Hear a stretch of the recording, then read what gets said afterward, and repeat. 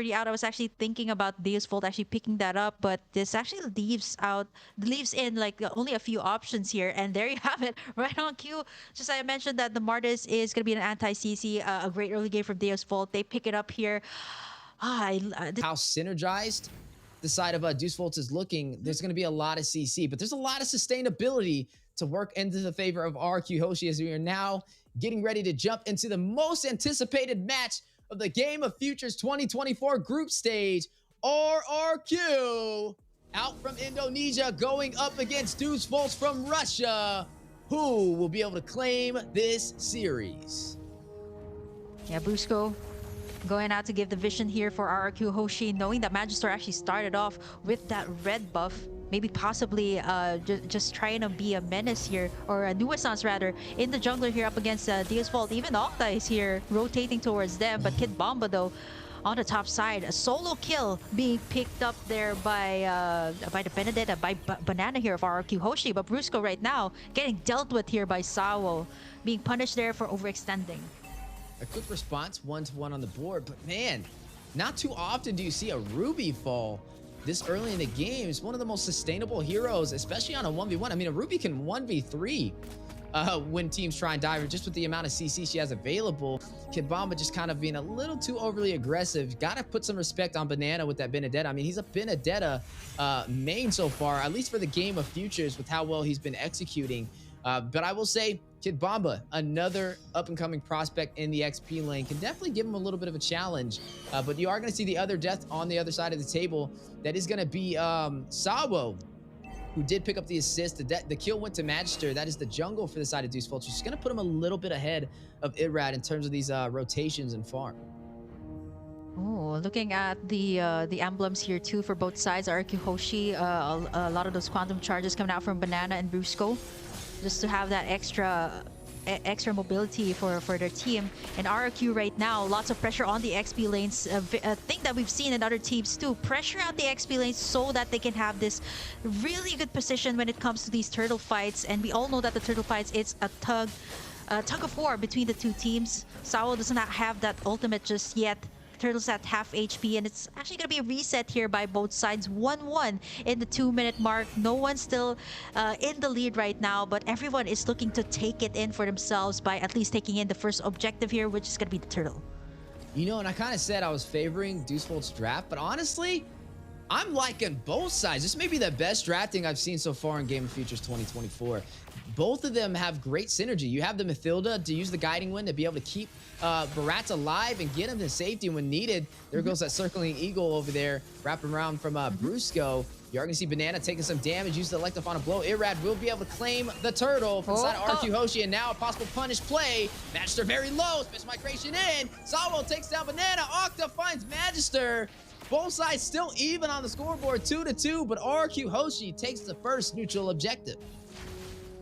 Yeah, definitely a better trade there. Let's take a look at the replay. What actually went down was Banana goes in for the Electro Final Blow, and then you got in that Netherrealm from Octa to save the day. It was a 1-for-1 trade. Banana was punished, but in for the price of Magister, definitely worth it here for RQ Hoshi.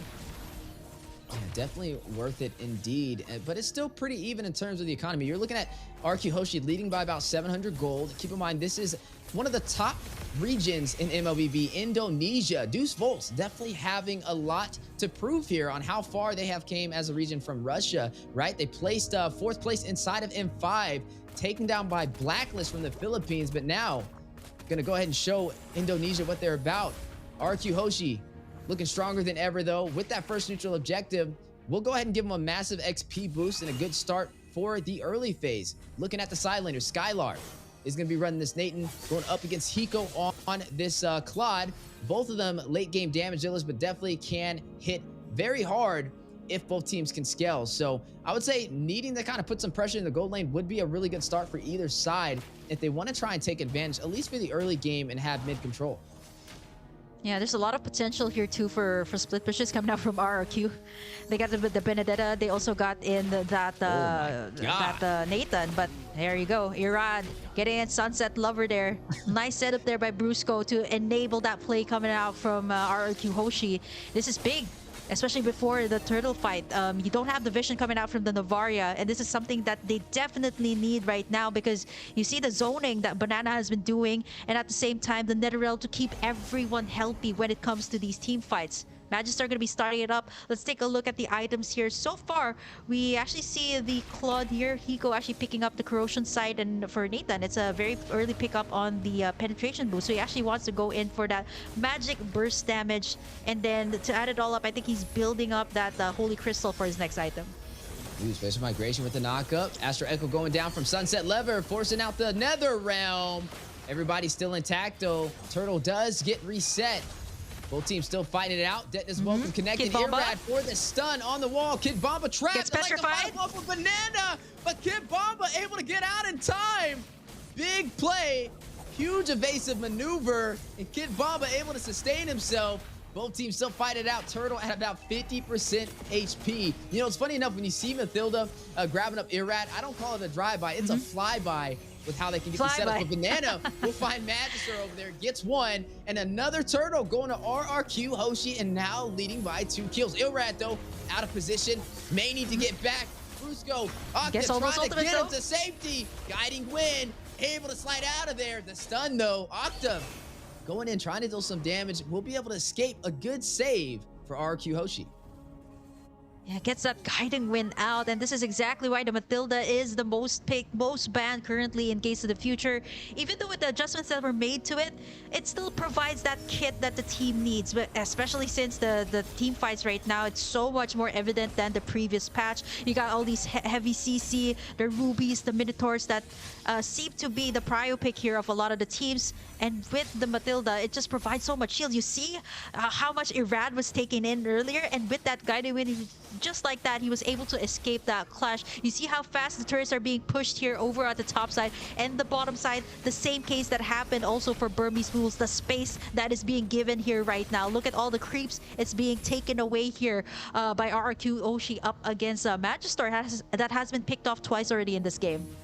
Yeah, RRQ Hoshi just way quicker to these objectives, putting Deusvult in an awkward position. Hiko very low. Skylar rushing in, able to deal the final blow, and gets back out to safety with the power of Entropy. 5-2 on the scoreboard, and now up by 4,000 gold. You did see Irrad pick up the blade armor too, already prepping for Hiko as he gets a couple more of those core items, such as that golden staff to deal with some basic attacks. But Magister rushing in is going to use the mortar coils. Brusco very low. Violet Requiem for the double setup. Magister hits the decimation, takes down Octa. Irrad's still alive. Linebacker now may be able to go in, but Rat's very low. We'll go back to Skylar, finds Sunset Lever from afar.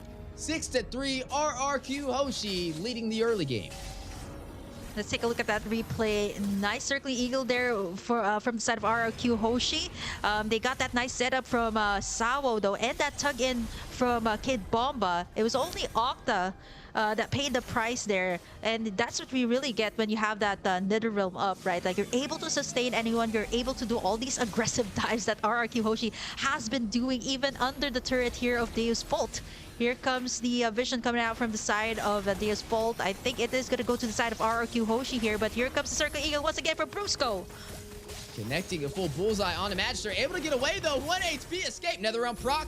Octa getting away. Good saves from Brusco so far with the Guiding Wind on this Mathilda. I guess we're seeing why it's the most banned hero of Game of Futures 2024. I mean, just look how well he's executing on keeping his team alive. Not only providing the escapes, but providing the shields when necessary to negate the damage. Wow, look at the gold here of Banana, 6,370. A whole lot more than what Kid Bomba has, who's standing at the 4,399. I mean, even the Mathilda here has so much more gold. And look at this, ongoing fights all across the board. Sawo unable to get that setup, but Irrad's taking up a lot of the damage this time, not able to get out the Blazing Duet to clear out the waves. And that is going to be the Irrad for the price of taking in the turrets here. It is still going to be Deusvult finding something out of that one. It's funny you were talking about Banana's gold. He even had more gold than Hiko, and he's in the gold lane. That just shows you how well Banana is performing today, as you are going to go ahead and see the Lord take the tier 2 turret on the bot side. The map opening up for the side of RQ Hoshi, claiming majority of the real estate for Deusvult so far, having a hard time responding, and now down by 5,000 gold. Highest kills on the game is a tie between Skylar and Banana. A battle from the side laners, who we mentioned having such a strong game, especially when they went up against Team Lilgun. They had a hard time just beating them on the one-on-one matchups in the side lanes, and this is where RRQ Hoshi thrives.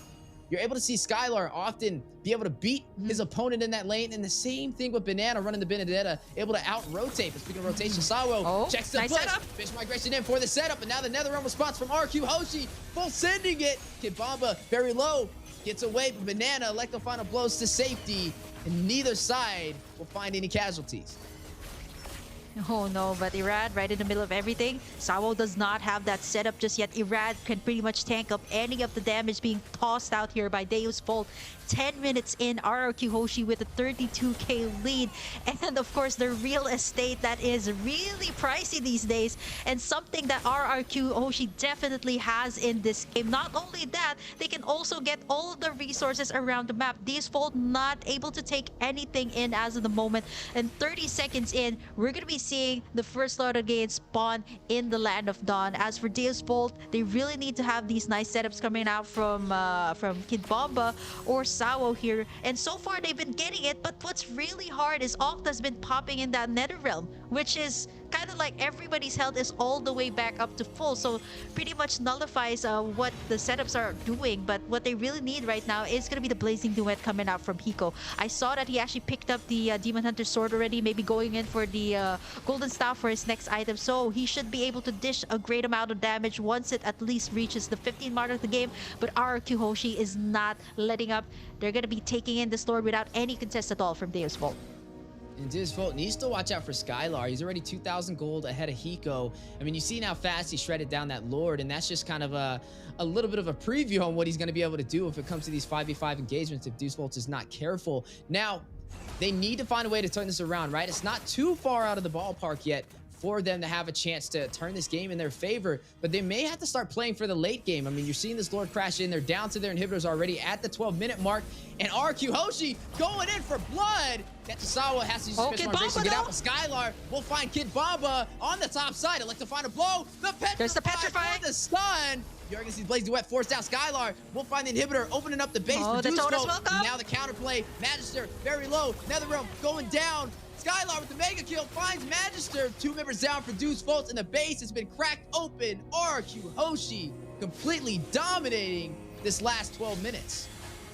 Oh, it's only Sunset Lover, Sawo, and Hiko left to defend. Can they make it? There's a lot of minions coming in here, crashing in the base of Deusvult. They still got that Blazing Duet though. Can they defend this one? 12 minutes in. RRQ Hoshi just taking it in. Kid Bomba with a nice tug, but there comes the clap back here from RRQ Hoshi. Banana! Wow, 2 for the price of none. RRQ Hoshi. Everyone's still alive right now. Yeah, the Astro Echo does connect, providing a lot of slow on RQ Hoshi, but they're still taking the fight to their home turf. They're not pulling no punches today, as they're going to try and go in for some more. Looks like they want that last inhibitor turret. It may fall. Deusvult trying to contest, giving it their all, but RRQ Hoshi holding that Indonesian flag high, letting them know, Viva RRQ. Deusvolt's definitely need to find a way to turn this around.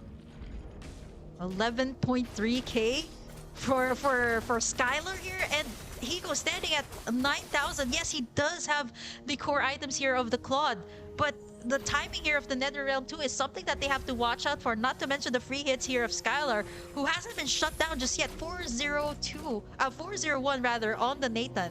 45 seconds in, one more Lord here could actually be it here for the side of Deusvult. They got the Nathan here. They got the Barretts to tank everything up, not to mention the shields that Brusco have been providing. Irad has already picked up that Immortality, so kind of gearing up for that final fight here up against Deusvult. The seal play has been called out though. Special migration for the knockup. Debt is welcome going down. Sawo taking some heavy hits, is going to be able to get out to safety, making the most out of the Guinevere with engage and disengage from that spatial migration. But now look at RQ Hoshi already on to the next objective. They've been doing this entire game. That hive mentality, everybody moving as a unit. Gonna go in for this Lord, and Deusvult's not in a position to contest, but they may try to, as look at Kid Bomba thirsty for a set. He needs to open this up for Deusvult if they have a chance. He has the Offended ready, but can he get it? He's gonna use it. He finds Brusco, but is that the target he really wants? Brusco able to get away. That is Banana the from the Matilda, back, not the target you want. Banana wrapping around the backside. Electrified a blow. Looks at the blazing duet from Hiko, connected to the members of RQ Hoshi, but not dealing massive damage. Major utility off the board for both sides, but RQ Hoshi gaining control of the Lord pit. Nether going down. Skylar will find Sawo. They're going in for the kill. They don't need the Lord. They want to finish it. They are on the chase. Banana with the split push capability, showcasing his mastery on this Benedetta, forcing Deusvult back into the base, and they will claim this Lord uncontested. You see how RQ Hoshi was just baiting out all of those ultimates, baiting those purifies from the side of Deusvult, so they don't have anything once they head into the Lord fight. It was a free Lord for RQ. Banana even cleared out that wave on the mid side just to make sure that the minion waves will go to the side of Deusvult, pressuring them to go back to their base. 15 minutes in, 50,000 for the side of RQ Hoshi. It's almost an 11k lead for the Kingdom, and they're looking to take in this first game up against Deusvult. Here comes the Lord. 50-minute marks, the enhanced Lord for the side of RQ Hoshi.